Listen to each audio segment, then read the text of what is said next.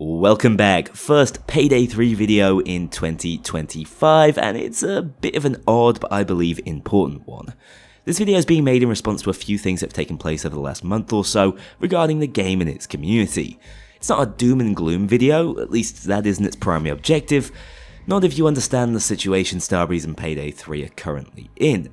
It's also not going to be the style of video you can expect from me going forward. I'm leaving ominous think pieces in the past. However, as you can see from the title, I think it is important to set expectations early. Basically, the core thesis is that I believe Payday 3, although a much improved game experience from this time last year, is set to limp along in 2025 as a show of good faith without any serious plans to expand, develop, or invest in it. The most recent blog post announcing that blog posts will be moving to a when we have something to share format is the first sign of this new normal. Like I say, the game is substantially better than it was at launch, and there's now something there for new players to enjoy without feeling that they're having their time wasted. But the worst accusation you can levy at a game is that it's average or okay. The problem is, when Payday 3 first released, it was objectively in a worse state. Even if you expressly preferred the focus on attrition-based gameplay, you have to admit that Starbreeze has improved upon a number of key features in and around the game. But that's exactly the problem. In my opinion, you'd rather be a bad game that people cared about with the runway of planned improvements to whip it into shape, than an average game that appears to have run its race. I sometimes think that Payday 3's greatest crime is being forgettable. From a business perspective, it has simply failed to capture attention outside of its most core sphere, and if it failed to do so with the marketable heights of Houston Breakout and First World Bank, how's it gonna do so with Max Bloody Revenge? Whilst I still believe with proper investment Payday 3 could rip off its limiter and become a game worthy of the franchise, I can see why that's a risk, and knowing the vague team size on the game now, I've come to terms with the fact that it's logistically impossible this year. One major concern I have is how previous Operation Meditbag updates and promises have been handled. VoIP still lacks a push-to-talk function without any clear plans to fix that.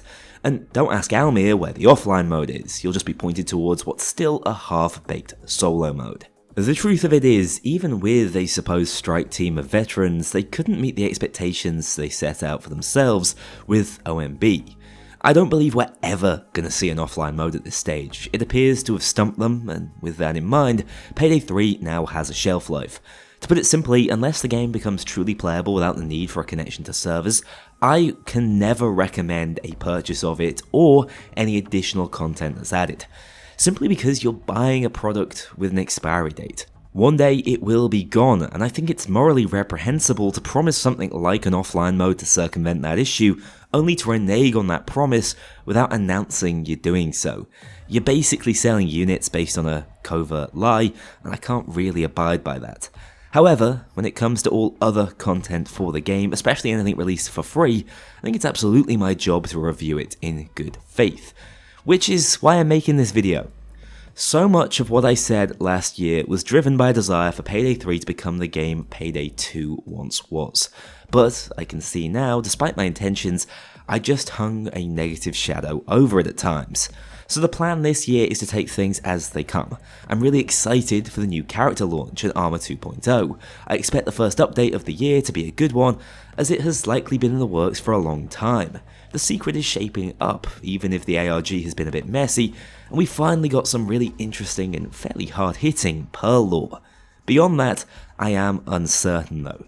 I believe there's only so much we can expect from a reduced, potentially underfunded team. I intend to take their work at face value and evaluate what they've managed to release, not what I think they should be putting out in some distorted reality where they actually have resources. You see, there's a massive disconnect in terms of how the higher-ups perceive the game and how everyone else does, which is why we're in the situation we are today. Many simply don't care or believe the game to have failed already, and that won't ever change whilst the execs sit on their hands and assume a mixed review score on Steam is the pinnacle of success. So if you want to be angry at anyone as a Payday fan, the only people you can look towards are the highly paid executives that allowed the game to release in this state, okayed the poorly contrived Nebula system, took a cut price deal on servers, and to this day are ripping devs off the project and straight out of the company. the devs themselves are powerless and have seemingly worked hard as hell against a rising current to even get the game to this state. So where does that leave us? Well, I still enjoy this game despite its averageness. Hell, I'm working on a large mods in Payday 3 video as we speak, but have realised I can't go all in on covering it anymore. The updates are too inconsistent and the news is seldom positive. I need a change as much as the next guy, and I think it was getting to me late last year and impacting the overall quality of what I put out. So my main promise is more fun. Just more videos covering the joy of Payday games, challenge runs, story videos, and mechanical deep dives, instead of pseudo-intellectual diatribes because I'm angry about some skill changes. Speaking of that sort of cutting analysis though, I have been asked to address Unintelligible's latest video on Payday 3's lackluster enemies. For the most part, I agree with his core points. I don't necessarily think the stylistic approach is a great way to enact change, but it does lead to an entertaining video. I'm more than happy to be the butt of a few jokes after the launch fiasco, and if it's effective at getting the point across, it's doing exactly what it needs to do, and I hope Unintelligible keeps doing what he's doing in a respectful way because it's genuinely good analysis. Sadly, as he says himself, it's probably too late and I should have lent him my condenser microphone 18 months ago. The truth of it is, Starbreeze no longer have the resources assigned in the right places to change these things. In fact, I'm not even sure there's a dev responsible for AI behaviour working on Payday 3 anymore. That's where we're up to. So whilst a useful piece of design analysis moving forward, it's unlikely to have a tangible impact on the direction of Payday 3. I think it's going to be another tough year for fans of the franchise, but I think instead of despairing like we did for most of 2024, the best approach is just to take it as it comes. We're all fairly certain Jacket's coming in the new year, so they won't do anything to jeopardise that. So let's just enjoy what does come out, especially if it doesn't cost. Appreciate the limitations of the team working on the game. They're undoubtedly under-resourced to produce the sort of updates we would hope for, but there's still plenty to be positive and excited about around the franchise that isn't directly attributable to the Payday 3 devs. Notoriety was a surprisingly excellent Roblox release, keeping the spirit of Payday 2 alive with some sensational heists of its own. Payday 2's mod scene remains active and vibrant. Hell, I think Fuel Feud was one of the best design heists I've played in a long time, and that was entirely community made. And looking further ahead, Crime Boss is expecting an exciting year of content, committing to a monthly roadmap, whilst Den of Wolves looks promising from initial trailers and interviews. Being a Payday fan is honestly only as turbulent as you choose to make it, as I'm starting to realise that I'm enjoying Payday 3 more in general, instead of wasting my time wishing it was something it's not. I want to be a force for good around this franchise as much as possible, because I don't want to see it go down like this. And in being positive, I mean discussing the areas of the franchise that deserve praise. The wonderful modding scene, the speedrunners or challenge run concepts, you know? And at the same time, if I'm cutting down on 30-minute long scripts attempting to dissect a struggling game's flaws, I can spend more of that time on things I'm passionate about.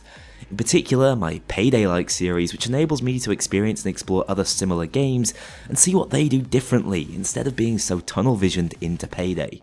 I've already been massively surprised by what Notoriety offers, and imagine there's a lot more where that came from.